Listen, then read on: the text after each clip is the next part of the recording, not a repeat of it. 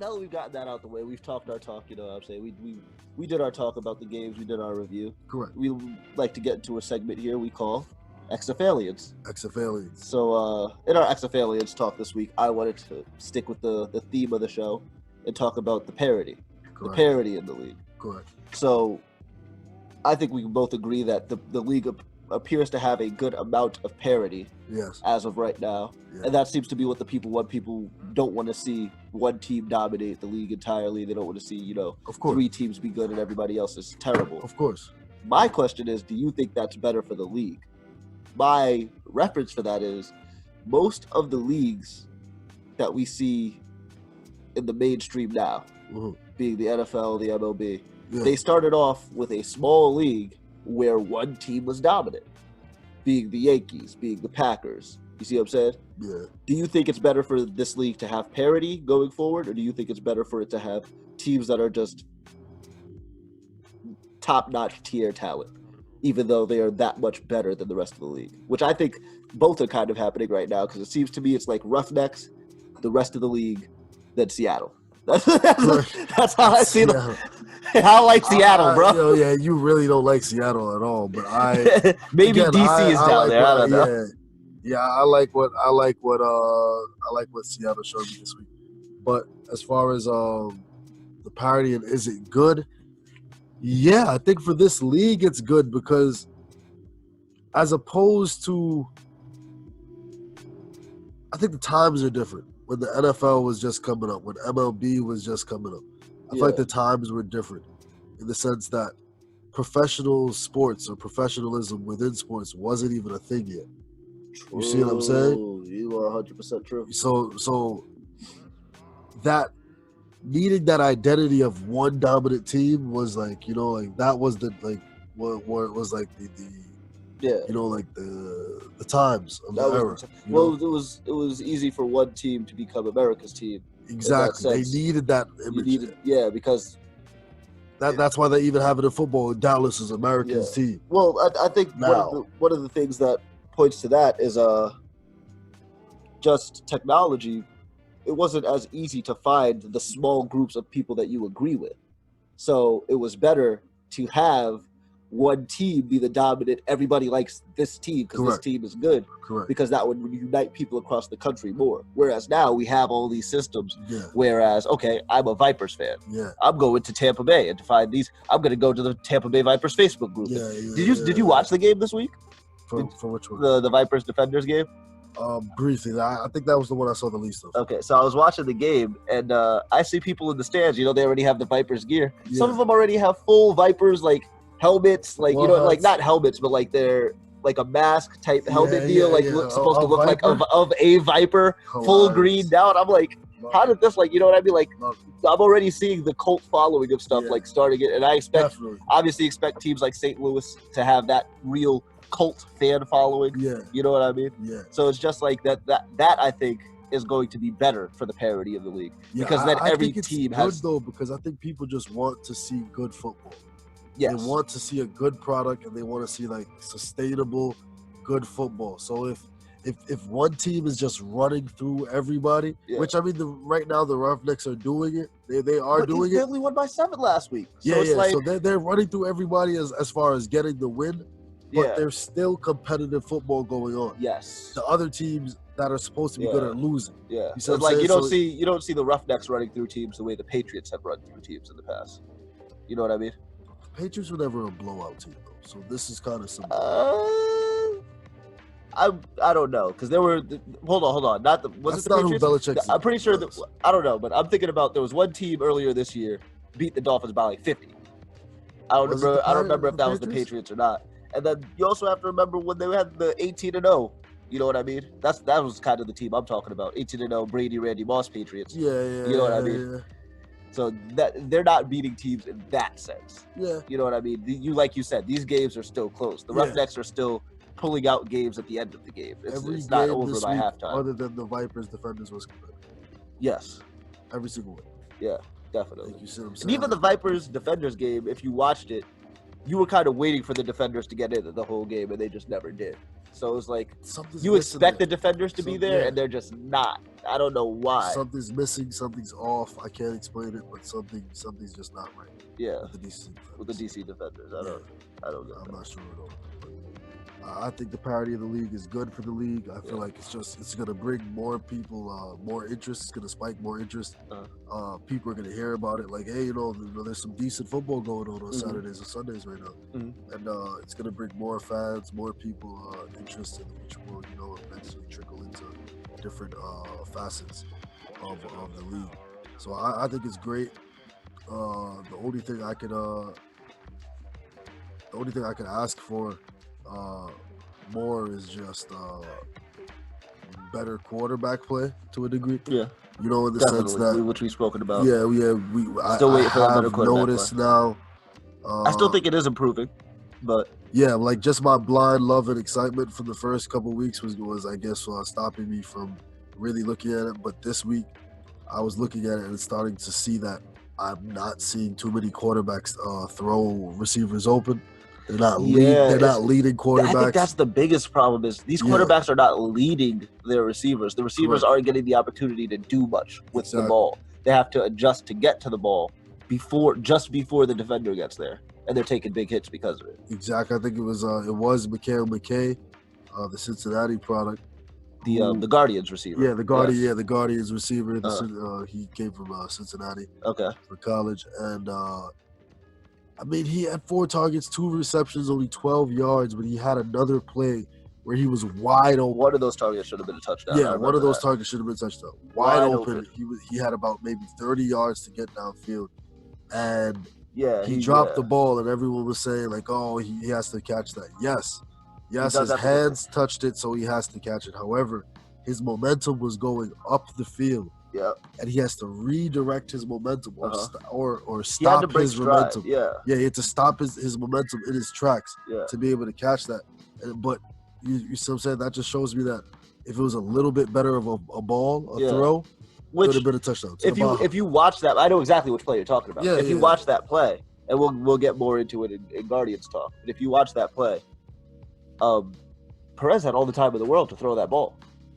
The protection was phenomenal on that play. He stepped up in the pocket. He made a throw that, most quarterbacks should be able to. It wasn't exactly on the run. It was a step up in the pocket, made it driving from his back foot towards his front foot. You know what I mean? Yeah. So it was a throw that he should have been able to make easily, and somehow he couldn't get it there, which that didn't make any sense to me. See, this is the thing. I'm not sold on Perez because, to me, Perez doesn't have arm talent. Yes. You see what I'm saying? He does not have arm talent. Yeah. He might be able to be a good game manager. Yeah. Game manager, cool. Last week he did have 4 completions with 5 attempts and 39 yards for 138 rating. Yeah, whatever. But I still don't buy it. I don't know. I don't want to get too much into the Luis Perez talk right now. We'll save that for Guardians talk. Correct. Right. But yes, I do agree for the parity in the league. I want the QB play to be better, just in general. Definitely. I feel like the better the QB play is, just the more it'll help that parity. Definitely. The other thing that I wanted to talk to you about, because there were 2 things. That's right. Those are the 2 things I wanted to talk about. So the first thing I wanted to talk about is one of the things that we saw this week was, I said, I feel like we saw a budding rivalry down in Texas between Houston and Dallas. Do you see any other rivalries forming in the league, or are there any rivalries that you want to see form in the league?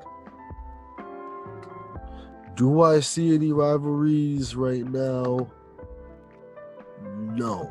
The rivalry I would like to see is, if we were better, I would like to see an East Coast rivalry of New York and Tampa Bay. Really? That's the rivalry you would like to see? I would love the New York, Florida, in real life, you go down to Florida as a New Yorker. Like, I have family in Florida. My pops live in Florida. Yeah. And when I always go down there as a New Yorker, Floridians tend to have, a little bit of chippiness. Yeah. With us New Yorkers. Okay. Yeah. I definitely feel that. Yeah. They feel that we think too highly of ourselves. We think we're the shit. Yeah. It's all good. It's all love. It's all good love. It's not like, I always play around with other stuff. Yeah, I think New York and Tampa Bay would be a nice little rivalry, man. Okay. That'd be a nice little rivalry. The New York, Florida rivalry. Yeah. I can see that. I'm definitely, like I said, loving that rivalry down there in Texas. Don't want to touch that. What I would like to see, this is just me. I want to see New York. Obviously, we both New York fans, so we want to see us get into some type of rivalry. I would have a rivalry with somebody. But me personally, I want to be in a rivalry with DC. One, because it's the closest out of all the other teams that we play. Yeah. So it would make it better. Just I feel like we would interact with those fans the most. You know what I mean? Like you and me personally, we do spend time in Florida, so we would interact with Tampa Bay fans. Correct. But just in general, I feel like New York people interact with DC people the most out of the teams. So I would like to see that rivalry. Or St. Louis, because I feel like St. Louis has the best fan base and New York has the biggest media pool. Yeah, that actually makes the most sense. So that's perfect. Yeah. That I think would actually be a good rivalry, but I don't think the Guardians are good enough to stabilize that rivalry. No. All right. So I got a rivalry, somebody in our playing. Right. Like, pick on somebody your own size. Right? Let's go. So last question I have for you before we wrap up this XFaLiens and then the XFL Live altogether is one thing we saw, like we said, Team 9. And I don't know about you, but when I first saw Team 9, I thought it was a whole nother team. Yeah. So that is my next question for you, XFaLiens talk-wise, is where would you like to see the team expand to if it does get larger in the future? Expand to in terms of what? Like if there was a Team 9, Team 10, what cities do you think could house a team well?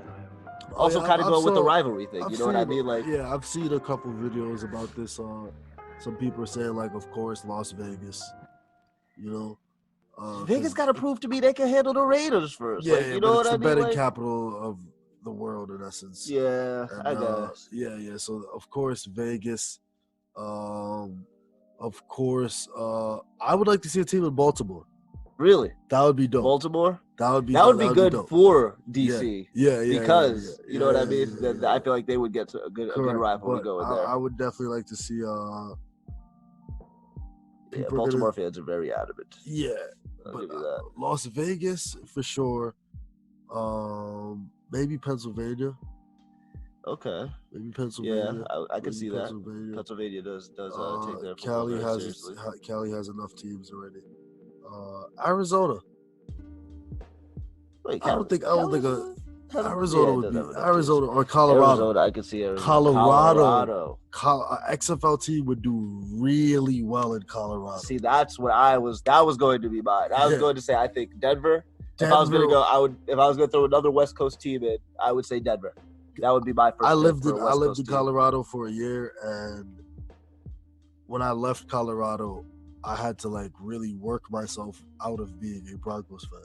Really? Because it's so contagious. They just cloaked you. They just enveloped you in there. It's infectious. Really? Yeah, one of the only states that you see in America that like takes so much pride in their state flag, other than probably Maryland. Like Maryland is probably the only other place. They do take mad pride in their state flag. Their state flag put it on like their football team's uniform. Everywhere. Yeah.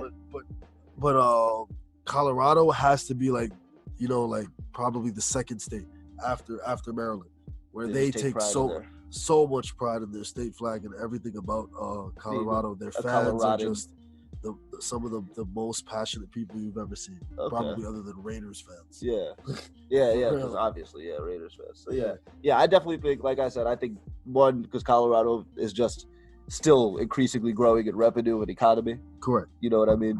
I think that the Broncos made it a football town, but have really yet to show that they are ready to be a program like that. You know what I mean? Like the Broncos to me have been a team that have always been able to get good players, but have never really been able to keep contention. Yeah. You know what I mean? They're able to get Elway, had a good couple of seasons.